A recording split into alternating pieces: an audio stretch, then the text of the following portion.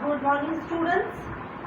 Class 10 social science में history start किया था हमने। हम पढ़ रहे हैं हिस्ट्री में चैप्टर जिसका कि नाम है द एज ऑफ इंडस्ट्रियलाइजेशन।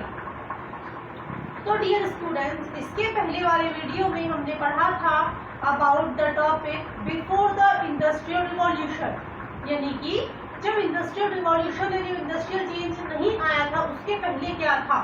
तो ये टॉपिक में मैंने आपको बताया था कि हम प्रोटो इंडस्ट्रियलाइजेशन हमने पढ़ा।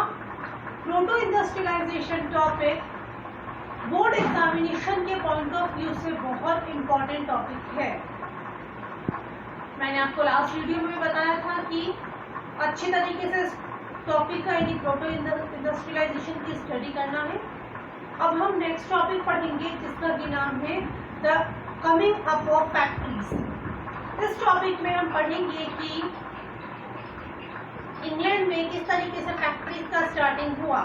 तो स्टार्ट करते हैं detail study of the topic the coming up of factories. Let us start the topic the coming up of factory। तो स्टूडेंट्स, इस टॉपिक में से कई बार बहुत सारे एक्स्ट्रा क्वेश्चंस बनकर आए हैं। बोर्ड एग्ज़ाम में ये जो टॉपिक है इसमें से 1 मार्क क्वेश्चंस बहुत बार आते हैं। तो बहुत सारी चीज़ों को जिनको मैंने अंडरलाइन किया हुआ है या जिनको मैं बताऊंगी उनको आप लोग ध्यान से सुनिएगा। स्टार्ट करते हैं first paragraph. The earliest factories in England came up by the 1730s but it was only in the late 18th century that the number of factories multiplied।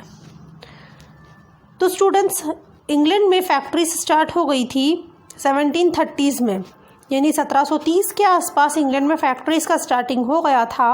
मगर 18th सेंचुरी जब तक आई तब तक यानी तभी फैक्ट्रीज बहुत ज़्यादा बढ़ने लगी, यानी फैक्ट्रीज़ का जो नंबर था वो मल्टीप्लाई होने लग गया, बहुत ज़्यादा फैक्ट्रीज इंक्रीज होने लग गई थी। The first symbol of the new era was cotton. ये क्वेश्चन कई बार आया है कि what was the symbol of new era. तो इसका आंसर जो होता है वो यहीं पर है। सिर्फ 1 मार्क क्वेश्चन आता है एग्ज़ाम में कई बार। तो नया एरा किस तरीके से पता चल रहा था कि फैक्ट्रीज स्टार्ट हो रही हैं। तो नया एरा जो था उसका सिंबल कॉटन था। ब्रिटेन में its production boomed in the late 19th century।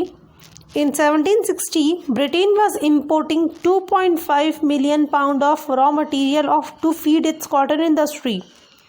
By 1787, this import soared to 22 million pounds. This increase was linked with a number of changes within the process of production। तो students, नया symbol जो था वो cotton था। Cotton किस तरीके से था, तो ब्रिटेन में 1760 में ब्रिटेन रॉ कॉटन यानी कच्चे कॉटन को इंपोर्ट करता था।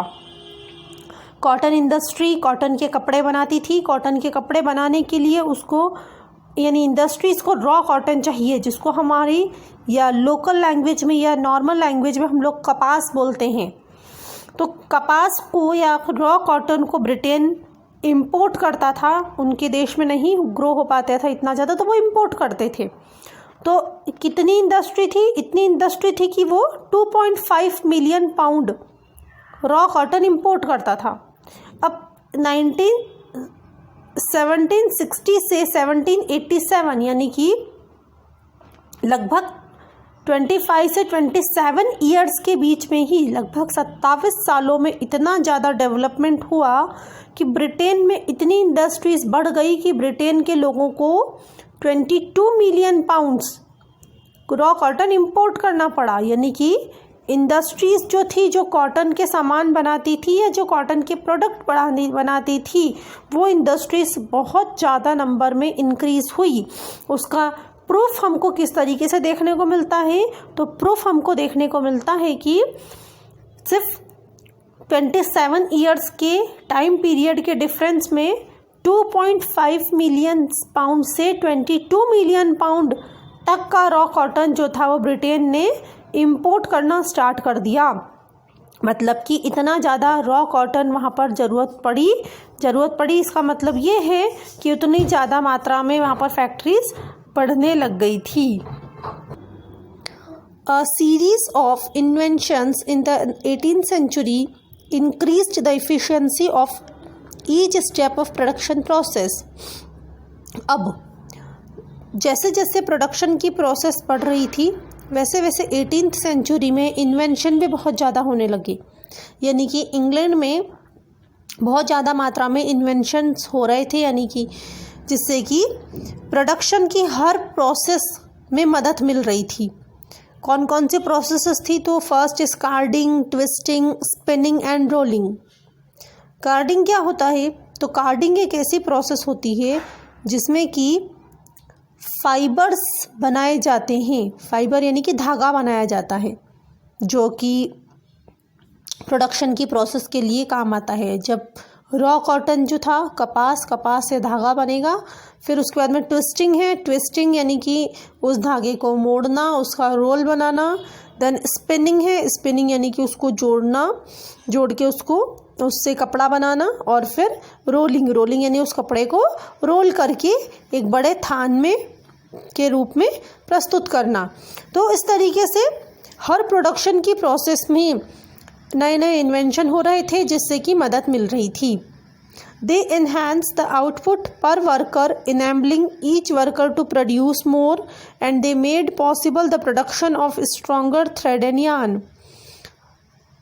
अब जो इन्वेंशन हो रहे थे उससे आउटपुट बढ़ रहा था, यानी कि एक वर्कर अगर जब अकेला काम करता था तो धीरे धीरे काम करता था। जब प्रोडक्शन की प्रोसेस तेज होने लगी तब अच्छी तरीके से वर्कर्स की इफ़िशियंसी बढ़ने लगी काम के लिए, यानी अच्छी मशीन आ गई।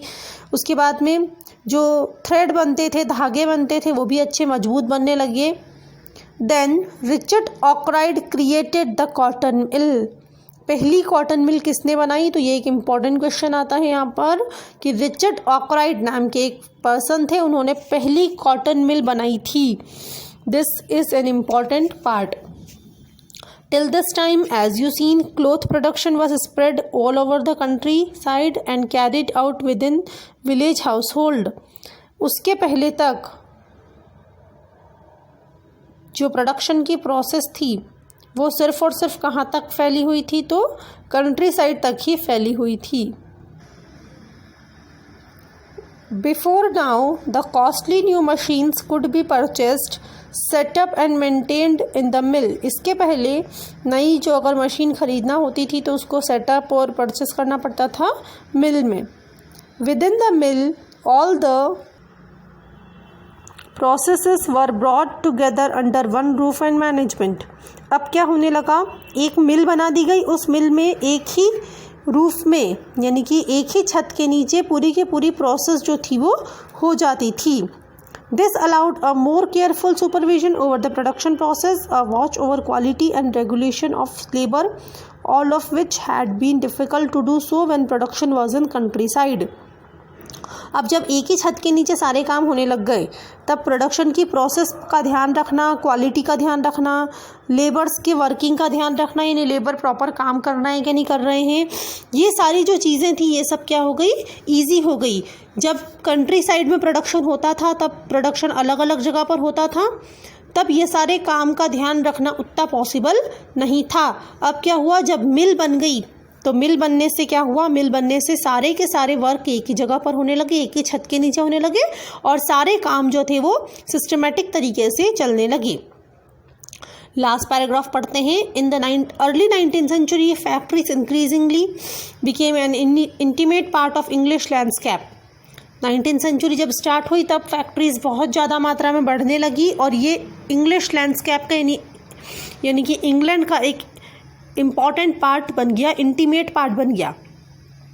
सो visible were the importing new mills, so magical seemed to be power of new technology that contemporaries were dazzled. They concentrated their attention on the mill, almost forgetting the balances and the workshop where production still continued. आगे क्या होने लगा कि जैसे जैसे production बढ़ने लगा वैसे वैसे मैजिकल तरीके से नई टेक्नोलॉजी सामने आने लगी। जितनी ज़्यादा टेक्नोलॉजी सामने आती उतना ज़्यादा प्रोडक्शन जो था वो बढ़ जाता। उनका अटेंशन पूरी तरीके से मिल्स के ऊपर था। सभी इंग्लैंड के लोग चाहते थे कि ज़्यादा से ज़्यादा मिल बने जिससे कि उनकी फैक्ट्रीज या उनकी प्रोडक्शन इंक्रीज़ हो जाएं। तो स्टूडेंट ये एक इम्पॉर्टेंट टॉपिक है।